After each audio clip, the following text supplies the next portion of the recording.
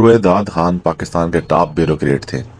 مردان میں پیدا ہوئے، 1949 میں سول سروس جوائن کی اور ملک کے تمام اہم ترین عہدوں پر تعینات رہے۔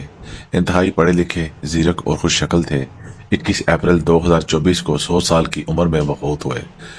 1971 میں جب پاکستان ٹوٹ رہا تھا تو یہ وفاقی سیکرٹری اطلاعات تھے۔ صدر یحییٰ خان اور ان کی وسکی پارٹی سے ان کی روزانہ ملاقات ہوتی تھی۔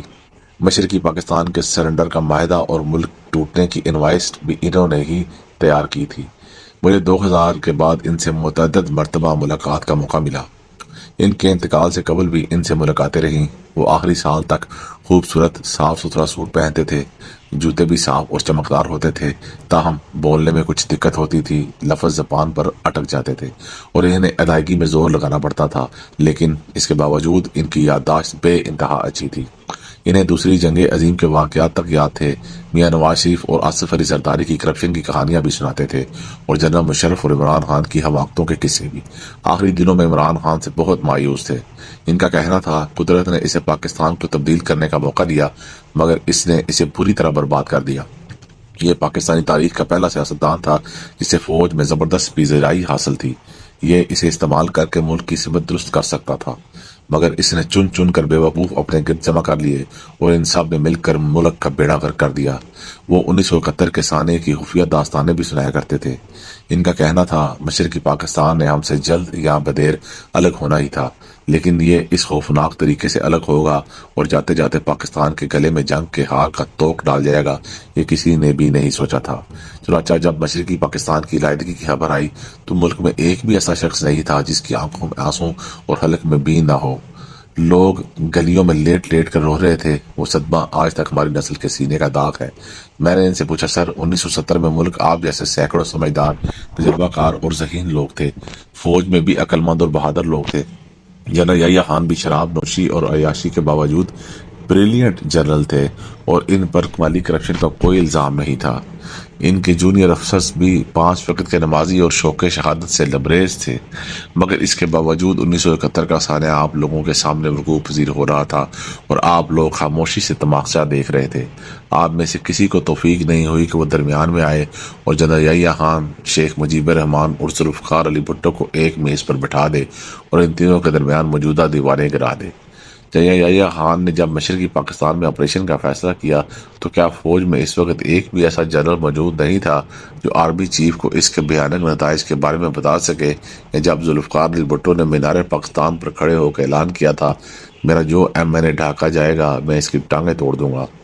اس دور میں قومی اسمبلی ڈھاکہ میں ہوتی تھی اور وفاقی حکومت اسلام آباد میں، اور کیا پورے ملک میں کوئی ایک بھی ایسا سمجھدار سیاستدان، بزنس مین اور بیوروکریٹ نہیں تھا جو شیخ مجیب الرحمان کو سمجھا سکتا؟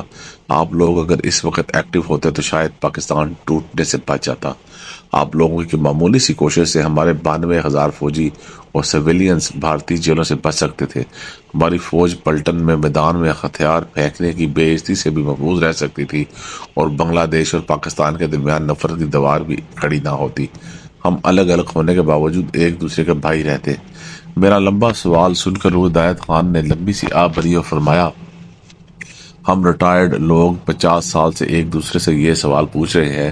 میں آج صبح بھی اپنے آپ سے پوچھ رہا تھا۔ رویداد، تمہارے سامنے ملک ٹوٹ رہا تھا اور تم اپنی نوکری بچا رہے تھے۔ مشرقی پاکستان میں لوگ مر رہے تھے اور تم ریڈیو پاکستان، پاکستان ٹیلی ویژن اور اخبارات کے ذریعے جھوٹی خبریں پھیلا رہے تھے۔ تم اپنے عوام اور خود کو دھوکہ دے رہے تھے۔ تم خدا کو کیا منہ دکھاؤ گے؟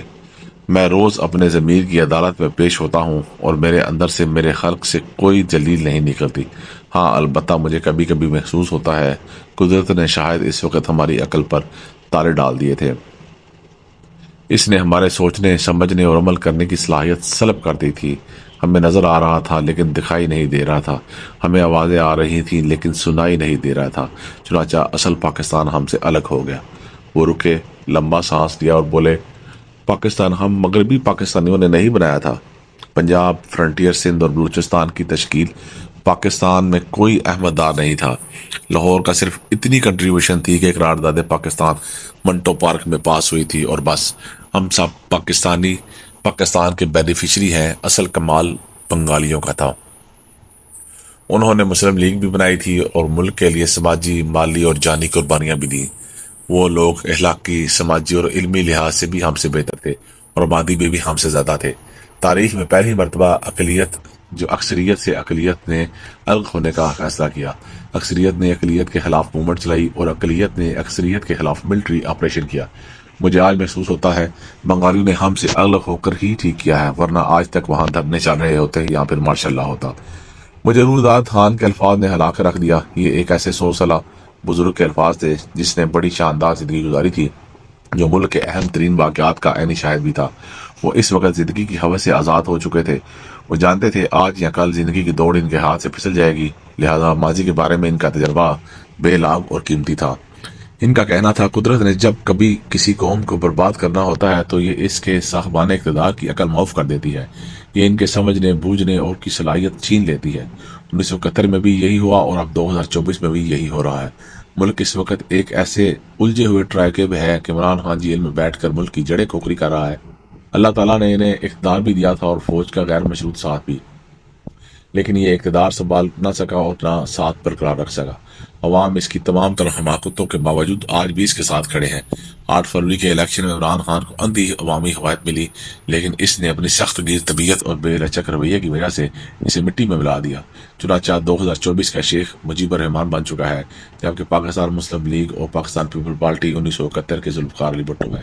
یہ جانتے ہیں عوام نے الیکشن میں مسترد کر دیا ہے اور اقتدار ان کا حق نہیں، لیکن یہ اس کے باوجود کرسی کے ساتھ چمٹے ہوئے ہے اور یہ اس چپکاؤ کی ہر قیمت ادا کرنے کو تیار ہے۔ یہ علاقی میدان میں بہت پہلے کھو چکے ہیں، یہ اب سچ دیکھنے اور محسوس کرنے کی نعمت سے بھی فارغ ہو رہے ہیں۔ یہ جانتے ہیں یہ شریف فیملی کی آخری ٹرم ہے، اس کے بعد یہ کہاں ہوگی اور کیسے ہوگی کوئی نہیں جانتا۔ اگلا وزیر اعظم بلاول بھٹو ہوگا۔ کیونکہ پاکستان کو اب ایک ایسا سندھی وزیر اعظم چاہیے جسے ایران بھی پسند کرتا ہو، اور بلاول بھٹو اس کے لیے انتہائی سوٹیبل امیدوار ہے اور یہ اس کے لیے ہر قیمت ادا کرنے کے لیے تیار ہے۔ اور تیسری طرف ایک ایسی اسٹیبلشمنٹ ہے جس نے فیصلہ کر لیا ہے کچھ بھی ہو جائے عمران خان کے ساتھ مذاکرات نہیں ہوں گے۔ یہ جو کرنا چاہتا ہے کر لے، لیکن اس کے لیے دروازے اب نہیں کھلیں گے۔ یہ اس فیصلے کی ہر قیمت ادا کرنے کے لیے تیار ہے، لہذا ملک 50 سال کے بعد ایک بار پھر اس موڑ پر کھڑا ہے جہاں آگے جانے کا راستہ ہے اور نہ پیچھے ہٹنے کا، جبکہ ہمارے سارے مسئلے صرف تھوڑی سی لچک سے حل ہو سکتے ہیں۔ ہم سب نے ایک ایک قدم پیچھے ہٹنا ہے اور سانس آنا شروع ہو جائے گی۔ عمران خان بلا وجہ احتجاج کی کاغذ دینا بند کر دیں، یا پارٹی کی سیاسی کمیٹی کو حکومت کے ساتھ مذاکرات کی اجازت دے دے، یا پھر مولانا فضل الرحمان اور محمود اچکزئی کو مذاکرات کا مینڈیٹ دے دے۔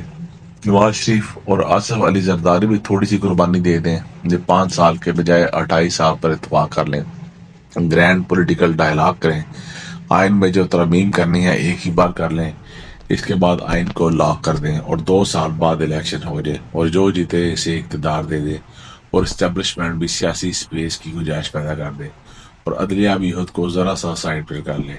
یہ سارا بحران ایک ہفتے میں ختم ہو جائے گا، ورنہ دوسری صورت میں یہ فساد بے شمار لوگوں کے سر اور ملک کا رہا سہا بھرم بھی کھا جائے گا، اور 10-15 برس بعد آج کے روز ہدایت خان بھی سر پکڑ کے کہہ رہے ہوں گے اللہ تعالیٰ نے ہم سے بھی سمجھ بوجھ کی صلاحیت چھین لی تھی، ہمارے سامنے ملک ٹوٹ رہا تھا اور ہم دیکھتے رہ گئے، ہماری بھی مت ماری گئی تھی۔